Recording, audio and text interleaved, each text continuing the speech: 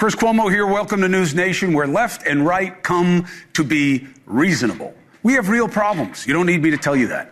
But both sides would rather cherry pick issues to distract and divide you. And you need to see the game. That's part of the job here at NewsNation. That's Hegseth and Signal. It's Garcia. It's both sides. It's the media. Why? Because it's working better for them than dealing with the tough stuff. Our president would rather attack the Supreme Court than discuss the reality that tariffs, at this point, by the markets, are judged as too limited a solution to balancing the benefits of trade, and that the way he did it was still, at the same time, too much for the markets. So now we're on this roller coaster of our president's own making. Where does it go? I don't know. We'll talk to somebody who's got a much better head on that tonight. But here's what I do know. The Dow is on track for having its worst April performance since 1932, which, as you know, was in the middle of the Great Depression. All right? It's a distraction to talk about these other things. It's easier than talking about that. It's easier to distract you than to talk about how the IMF announced that Trump's tariffs may cause a major negative shock, and they adjusted the growth forecast from 2.7 to 1.8. Who knows if they're right, but you'd rather talk about Garcia than talk about that, wouldn't you? If you're Trump, of course. They want to distract you from the fact that confidence in the economy is plunging, and that matters as much or more than any phony metric. Why? Because part of the job is to get the American people on board. And when you look at a metric that sizes us up at where we were with the Great Recession, you got to do better than that. How? I don't know. I didn't ask for your vote. But I know that we're distracting ourselves from these tough questions with other things. That's the reality. So my question to Trump and to the Democratic leaders is, why don't you, if you want power, why don't you use it to obsess on the fix? Why don't you obsess on telling me what your plan is to require corporations to give as good a deal as they get from the largest consumer market in the world, America? Too hard. Why debate any of that when you can fight over anonymous sources and signal chats? Democrats want to say it matters how you communicate. Then they send their own terrible message themselves, going to El Salvador for a guy whose wife claimed he punched her in the face. But you don't go to East Palestine. The high ground is that due process matters no matter who the lousy guy is getting it. That's why justice is blind, right? Instead, Democrats seem determined to have people believe they want America flooded with the worst available. Why make it about him and not the principle? I don't get it. Trump should be on his heels for wantonly violating the Constitution in the form of the Supreme Court. Instead, he sounds more reasonable to many because of how the Democrats are playing it as George Floyd Part 2. Don't champion the bad guy. Champion the good principle that transcends the bad guy. That's where the majority is. And none of these distractions is difficult to settle, not in my opinion. Supreme Court ruled 9-0. They're not in any hurry to go against Trump, the guys that he picked. But they did. Why? Trump needs to give Garcia a hearing. Due process demands it. There was an order in place. And then show that Garcia is the bad hombre that you say he is, and then you can legally deport him. How you do things in America matters, even with the worst of us. I get Trump doesn't like it. That's why so many call him dangerous, because he does things that create what they see as a danger. I don't think we're in a crisis, but I get why they're going to exaggerate what he's doing, because he's putting them in that position. The allegations against the defense secretary, Hegseth, again, stupidly sharing war plans on a signal chat. Simple. All he has to do is say this: I didn't do it. Talk to my lawyer. Ask them. They were on the chat. We never did it. He can't do that. And no one in Trump land is going to own a mistake when the other side will kill them for it. So when attacked, what do? Attack. Hegseth is blaming the media for exposing what he actually did again. And he wants to go after the anonymous sources now. I love this. So anonymous sources, very bad. Never believe them, except they say what you want. And then they're good. And then everybody uses them. So the guy in charge of half the discretionary spending in our budget, notice how Doge hasn't touched that yet, by the way. Instead of talking about what he's going to do with that, he's saying this. I want this to be very clear. We take the classification of information very important. It's very significant to us that we safeguard it. And so when we had leaks, which we have had here, we did a serious leak investigation. And through that leak investigation, unfortunately, we found some folks that we believe were not holding to the protocols that we hold dear here at the Defense Department. When that evidence is gathered sufficiently, and this has all happened very quickly, it will be handed over to DOJ, and those people will be prosecuted if necessary. If you could see what was just going on in this studio a second ago, it'd be the most entertaining part of the show. I've never had anybody tell me I have to put more weight on a seat before, until right here at NewsNation. 230 pounds wasn't enough. All right, so why did Hegseth go to Fox? All right, I'm not out to get him, okay? I want him to succeed in his job because I'm American. But I know why he went to Fox. They're the home team, right? No other media outlet that respects itself would avoid asking him if he did what he is accused of, okay? And confronting him with the fact that he is the leaker in this situation, no one else. And no mention of the new report that a top general sent the attack plans on a secure network to Hegseth, and then he turned around and shared it on his personal phone. Fox isn't going to go there, and the other side won't go away. And all of it is for the same reason. It's easy and it plays to advantage. Again, full disclosure, I don't go for gotchas. I don't think Homeland Security Secretary Noem having her bag stolen at a restaurant means she can't keep us safe. I don't really care about the Signal Chat story. Why? Was the operation compromised? No. Did anybody get their hands on information that they can now use against us to hurt our fighting men and women? No. Why not? Oh, Hegseth got lucky. Okay. But still, that's where it is, and he's doing what Trump wants him to do. Okay? Now, if he makes another poor judgment, and it is not what Trump wants him to be doing, then he's going to have a problem. He talks about Trump on Signal, and it comes out, he'll have a problem. But you know who doesn't agree with me? This light treatment of what Hegseth does. Who thinks that what Hegseth did is actually a death sentence for him. Hegseth. Because when Hillary Clinton shared classified information on her personal email server, even though nothing got into the wrong hands, he said this. People have gone to jail for 1/100th of what, even 1/1000th of what Hillary Clinton did. Any security professional, military, government, or otherwise, would be fired on the spot for this type of conduct and criminally prosecuted for being so reckless with this kind of information. Didn't age well. But to me, yeah, okay, he's a hypocrite. Welcome to politics. Again, what is your bar for satisfaction? I don't play the gotcha game because you never get out of it. But they know it's a game. And that's why they had one of their MAGA minions come to what's supposed to be a serious briefing for the American people and say this. Many of the news organizations that are represented in this room have marched in lockstep on false narratives, such as the Very Fine People hoax, the Covington smear, and now what's being called the Maryland Man hoax, where an MS-13 gang member adjudicated by two different judges, I believe, is just simply being referred to as a Maryland man over and over again. This guy's a chooch, and I don't know why he's got a ski hat on. Was he cold or you just bald? Either way, what do you mean, you two judges you believe? There's a standing federal order. It's called a withholding of deportation. President Reagan made it part of our law in 1980. Okay, to comport our domestic law with a refugee international treaty that we signed on to. Okay? That's the legal disposition. I get it. It's not what he does, but why would you have him there? If you can't make the case to the American people, you really think this pod guy with a ski hat is going to get you to the majority? No, you're just going to help him build his base. Good for him. That's America. That's entrepreneurship. But the guy's a joke, and you make your argument a joke when you put him out there. Now, one side wants a scalp, right? Show Trump sucks. The other side just wants to keep their side given a pass every time. What's the solution? Stop giving them the attention. Where are the problem solvers? Where are the ideas in the media for what could be done? That's what I'm going to do right now, all right? We got real problems. What should we do? Anthony Pompliano, founder, CEO of Professional Capital Management, says the stock market could be about to hit the bottom, but he says, hey, don't worry about that, and he'll tell you why. He also says that the problems are real, but there are opportunities in it. Anthony, thank you for being here. What are you, about 6'7"? Thanks for having me. I don't know, we keep switching heights here, back and forth. you see what it's really like in this place. So when you look at the markets, you're an inside guy. You know why they are doing what they're doing.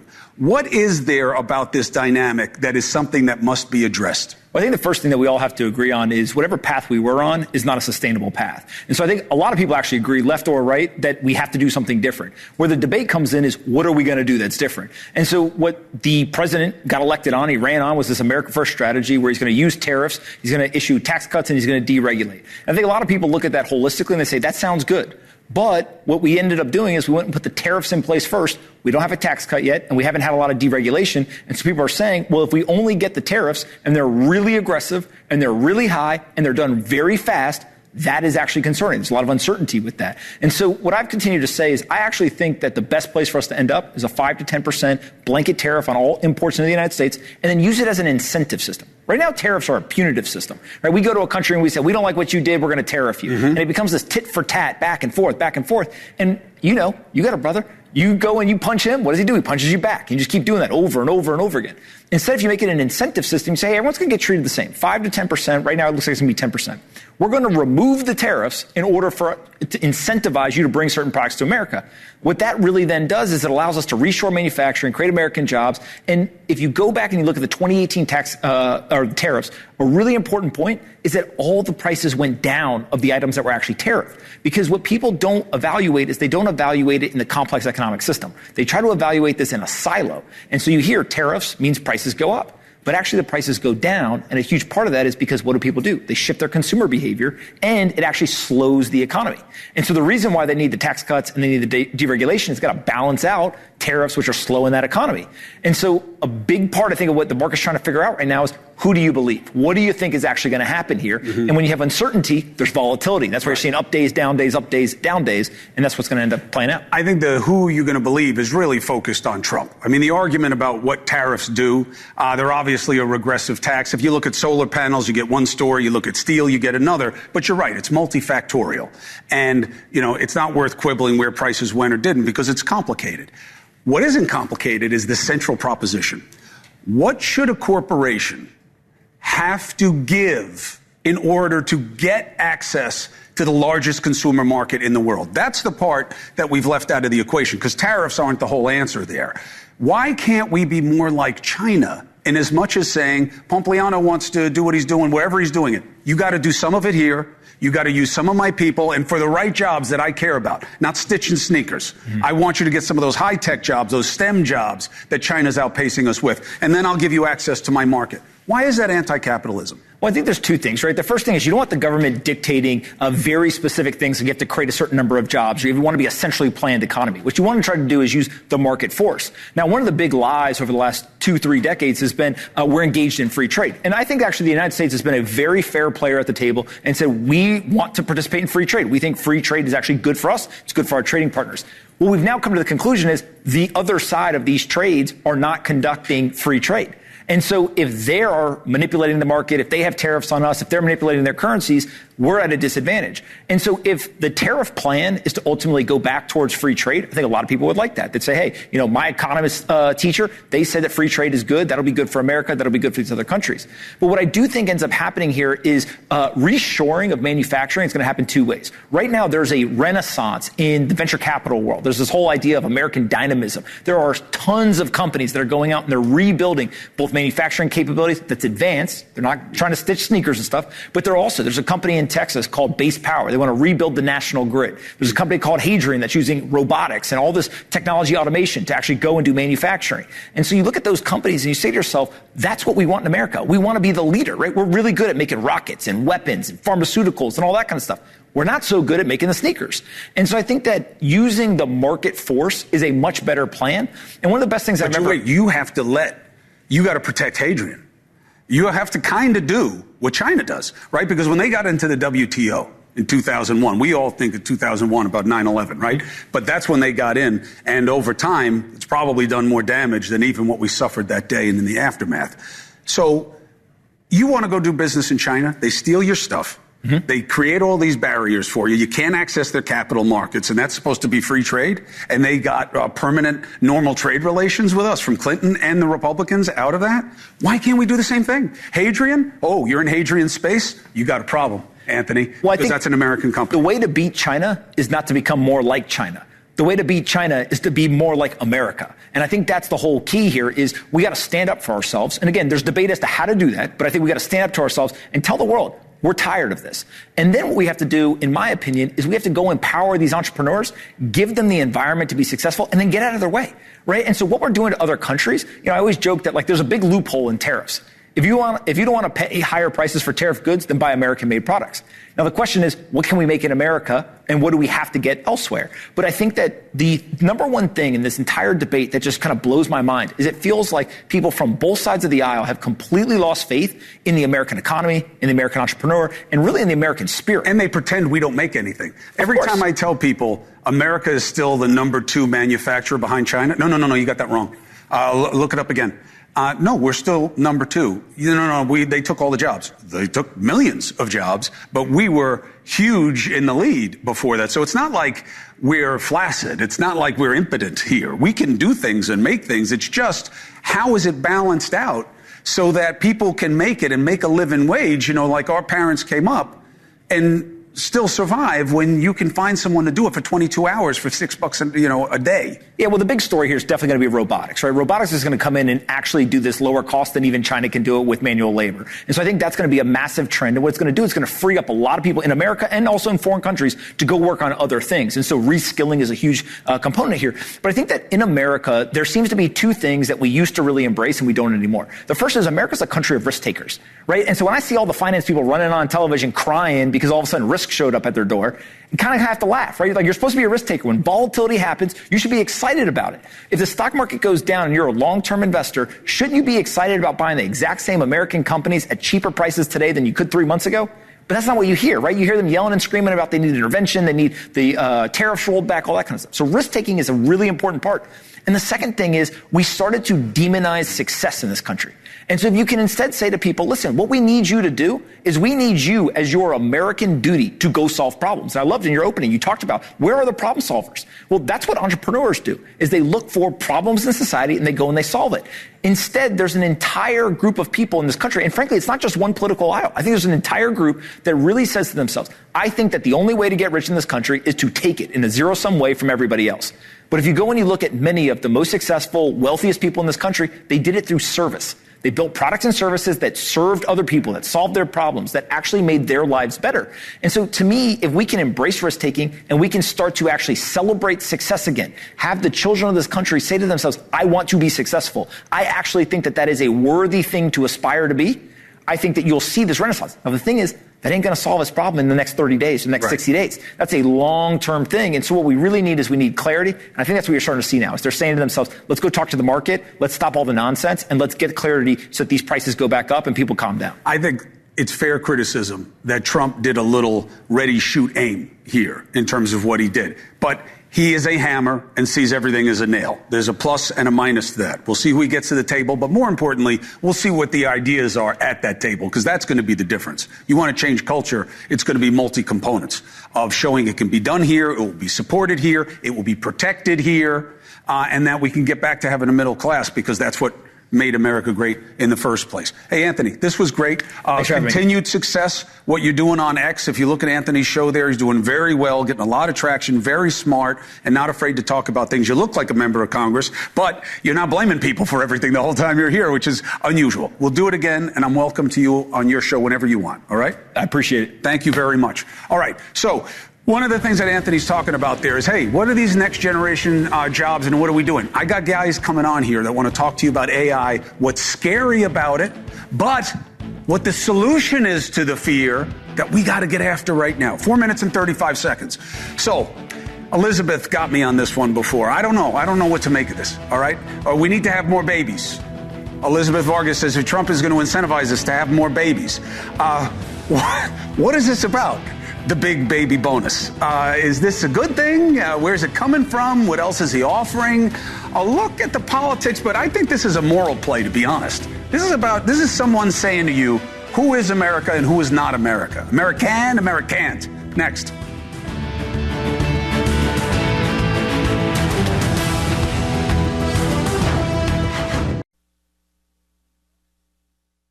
For a new baby boom, how does that sound? That sounds pretty. I want a baby boom. One quick thing. the baby boom wasn't about getting paid to have babies. It was about the optimism of opportunity in a country. That's what's missing. Now, Trump thinks he's going to pay it back with a check and get it back. He wants people to get married and have more babies. So there are rules. You got to be married. I'm assuming they're going to want you to be a citizen. And then they'll have a baby if you reach full term and have it. The White House is assessing ways to persuade women to have more children. Some of the ideas suggested: $5,000 baby bonus, funding programs to teach women about their menstrual cycles to help them conceive, for all you women who don't know how to get pregnant. Giving a national medal of motherhood to moms with 6 or more kids, and reserving 30% of Fulbright scholarships to applicants who are married or have kids. Now, the plan has critics. Of course it does. This is Trump's way to make more white Christian families. Now, they didn't use the words white or Christian, so let's take a look at what it's about and what it could and maybe could not be. Conservative strategist, commentator, Rena Shaw. Mom as well. Professor, no money for her though. Professor of medical ethics at the NYU Grossman School of Medicine, Art Kaplan. Art, good to see you again. Rena, good to see you again. Okay, do we like this or do we not like this? Well, I don't like it. You don't like it? And Rena, do you like it or not? It's kind of racism in disguise. Well, hold on. If you wanted hold on, Art. Art, I'm going to come to you about it. But Rena, where are you on it? Yes or no? I'm a yes. I like it. On its face, I know it sounds offensive, but I think the intent is good. Okay, so Art, why don't you think the intent is good? There's no white in there. There's no Christian in there. That doesn't even say you got to be a citizen. I'm sure it would be added in a Trump administration. But why don't you like it? I don't like it because if you really were interested in babies, there are plenty of immigrants here whose kids are being deported. If you were interested in babies, there are plenty of people who would come here and become citizens and bring their babies. Way behind in the background, as you've said already, Chris, is the idea that we want more white Christian babies. That's what Elon Musk and many of his followers are all about. That's what Stephen Miller, the policy advisor, is all about. So what we have here is a little bit of eugenics. We want the right kind of babies. That's what we want to reinforce. I also find it a little bit morally offensive to say we're going to reward people who have 6 kids or more. That isn't necessarily something that we have to say that's a good thing for you to be doing as a woman or a family. People can have 2 kids, replacement kids. What's with the huge, enormous family rewards? Why subsidize that? Mm-hmm. Lastly, if you give somebody a $5,000 baby bonus, you know what the impact will be of that? Nothing. As you have said, people are afraid, they feel economic uncertainty. It's optimism that makes people decide to have a family and have kids. $5,000 raising a kid in the U.S. to 18, probably $500,000. Yeah, what do you think the baby bonus is $500,000. You should go. I'll have a conversation with you about my 3 cost centers. $500,000. I'll take that deal all day long. Oh, so Rena, how are you looking at it? How are you looking at it as a tool for optimism?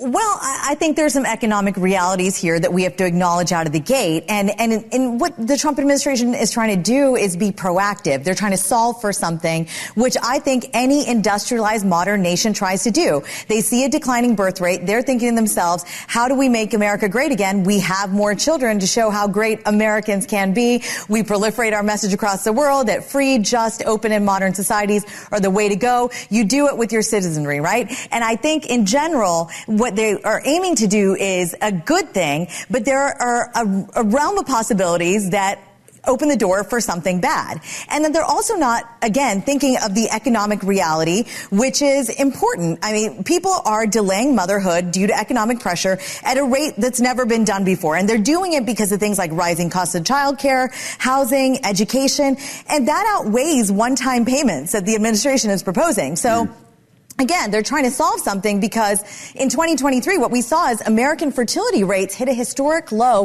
of 1.62 births per woman, and that's well below replacement levels, as Elon Musk well knows. Now, I'll tell you what I think is interesting about this, Art.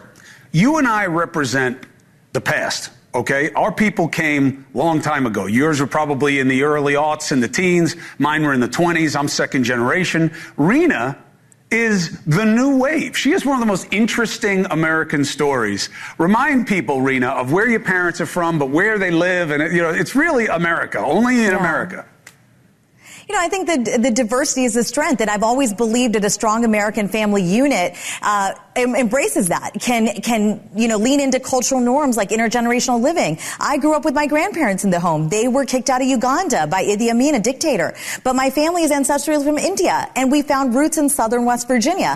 I'm a millennial. I'm a mom of 3, and it's all very complicated when you talk about what my generation of women wants. What we want is to be free, and we want options. Yeah. And I think any solution that this administration tries to pursue has to be rooted in that, again, reality of saying we want to achieve a demographic goal here, but how do we keep individual freedoms, safe, intact, and in general, at the end of the day, what I would say is this: you want to empower the American woman to choose motherhood. You don't want to pressure her into it because it's not for everyone, as we all know. Right? They're not just a baby making machine, and $5,000 will get them over the hump of indecision. Rena, I appreciate it, and I'll tell you what. I don't think it's complicated. I don't think it's messy. I think it is the signature blessing of the country. I think what your family has achieved already is proof of what the potential is here that you can't do anywhere else. Art Kaplan showed that, the Cuomos showed that, and now it's the Shaws. Thank you very much for takes on both sides of this. Doc, it's good to see you again. Rena, always a pleasure. 4 minutes and 30 seconds. What do you think, by the way? I don't know if I have time for calls tonight, but at some point I'll do it. This is a good one. All right. And Dusty had a good take on this. It's amazing how a policy can look different through different lenses. They used to have a problem with getting money when you had a baby. You know what they used to call them? Welfare moms.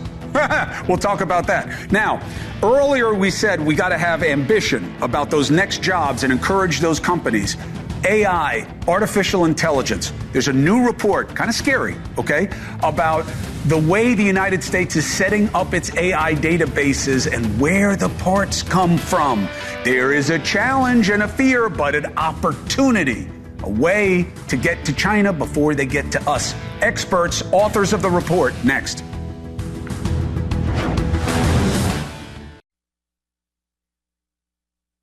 Best way, it all depends on how you do it, and then you get to how it's used. American tech companies are already throwing hundreds of billions of dollars into this. Now, a key part of it that's being done right now are the data centers, right? Powerful new AI models take hardware, take real physical components, okay?